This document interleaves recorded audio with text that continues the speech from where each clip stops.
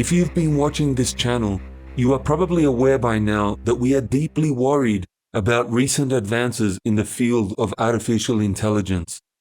It's not that we are worried that robots will take over and declare war on humankind. That's little more than science fiction. The real problem is that evil and very human leaders will use artificial intelligence to gain total control over the whole world. That is what all the warnings are about.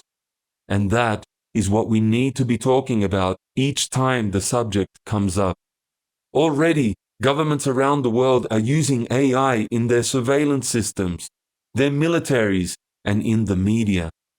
These systems are already so advanced that they are capable of watching everyone on Earth, compiling every little detail of what we do and say and think.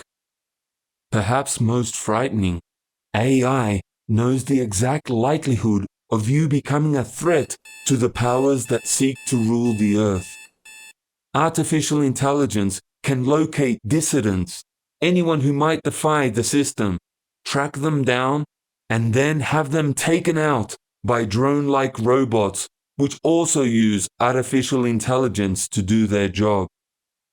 Much of this has already begun in communist China, where dissidents are jailed, tortured, and then have their body parts ripped out of them and placed into transplant tourists from countries like Australia, England, and the US.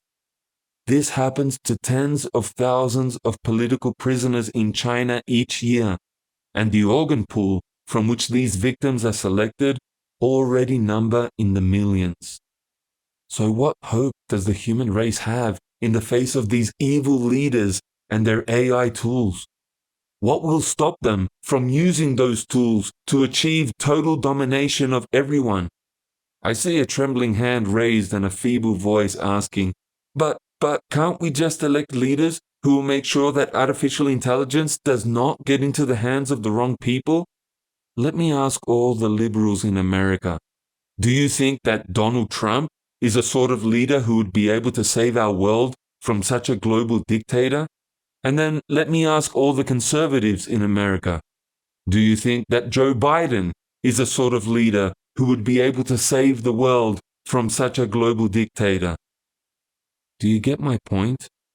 It is sheer lunacy to believe that there is a champion anywhere in the world today who would save us from the Vladimir Putins, the Xi Jinpings, and the Kim Jong-uns of the world and what they will do with AI. The simple fact is, we cannot even trust our own leaders, let alone the likes of Putin and Xi. No. Abuse and dictatorial use of artificial intelligence is a dead set certainty. It will take a miracle to stop it.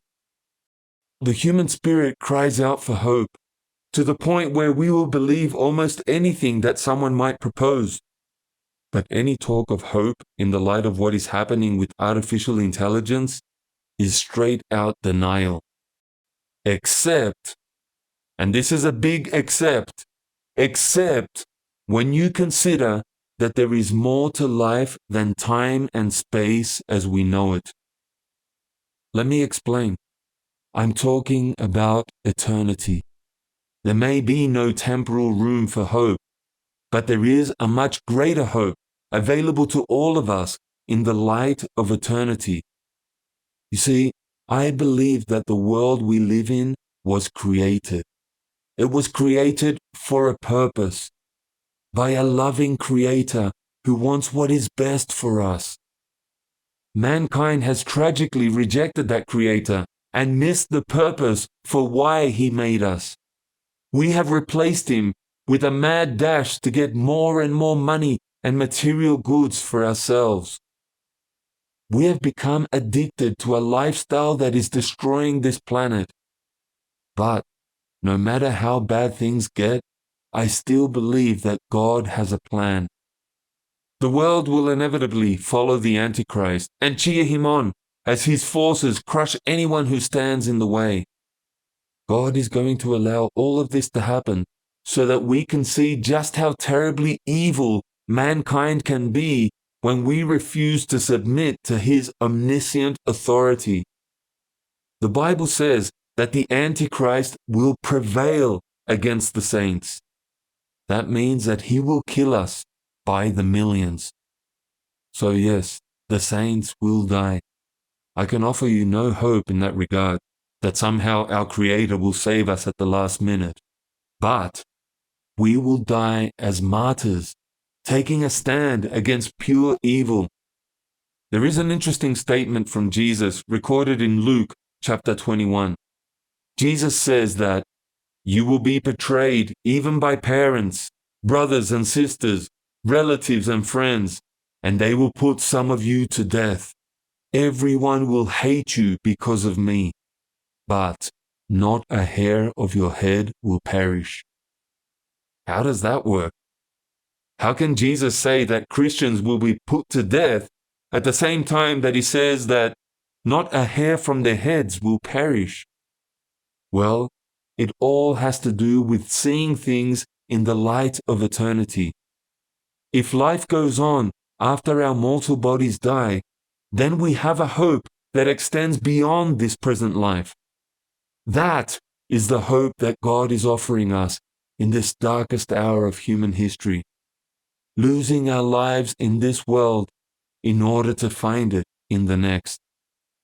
If we can believe in that hope, then it should give us the courage to do what is right, even if it means suffering and death in this present life. But what about you?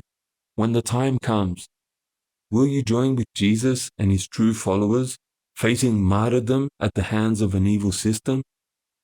Or will you follow the crowds on the wide and comfortable road behind the Antichrist? You see, there is another hope being offered, a very temporal and immediate hope for comfort and safety in this life, and it is being offered by none other than the devil himself. When the New World Order takes over, not everyone will be destroyed. In fact, the vast majority of you will survive, because you have chosen to align yourself with the evil ruler of the world, like you have always done. You have never really submitted to God. You have not submitted to Jesus and all that he taught.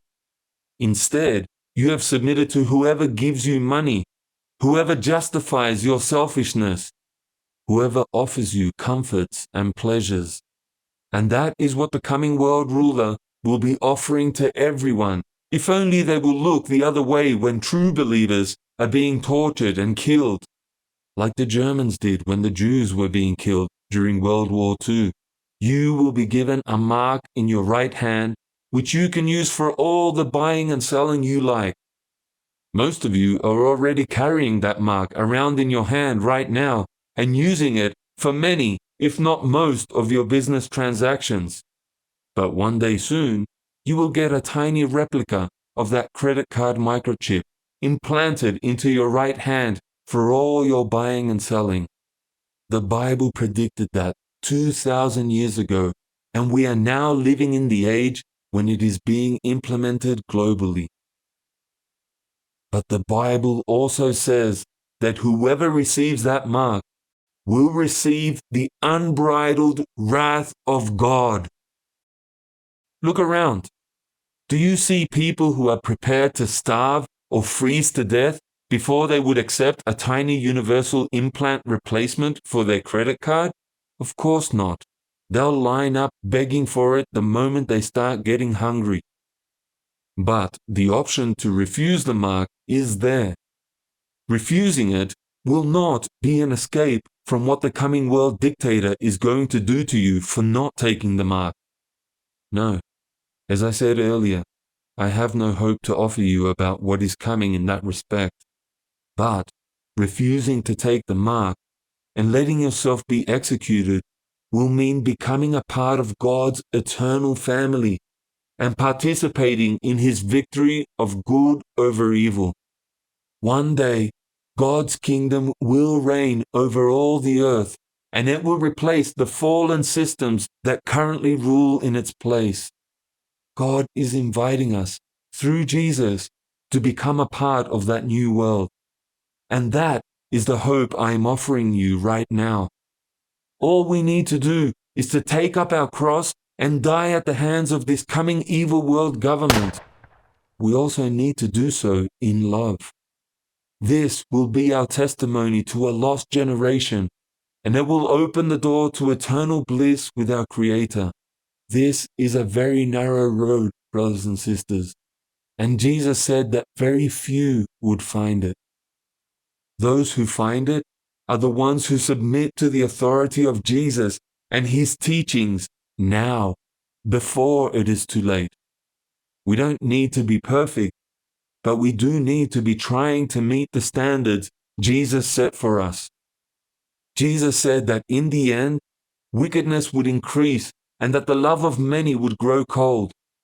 But through it all, He said that rare individuals would stand firm in His teachings.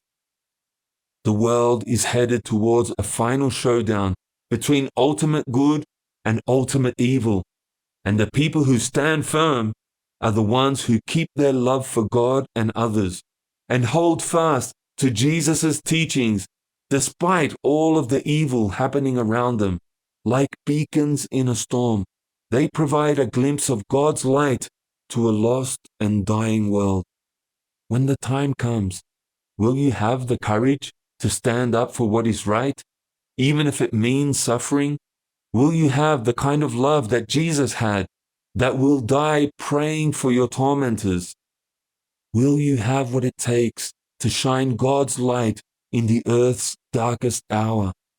If you do, you will almost certainly be killed for it, just like Jesus was, and just like all the martyrs before and after him.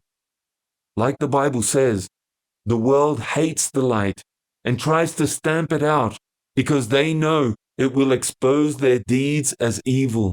But if you can stand firm against the darkness and shine God's light all the same, even unto death, then you will have hope, an eternal inheritance in God's heavenly kingdom.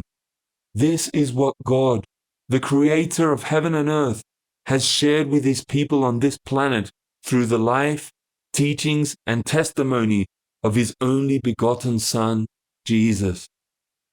The story does not end with death as we now know it. There is an eternal world that awaits, eternal rewards for a few, eternal punishment for the vast majority. Which will it be for you? Please write to us today if you would like to be part of a small army of people who are preaching this one and only message of true hope that is available to the world today.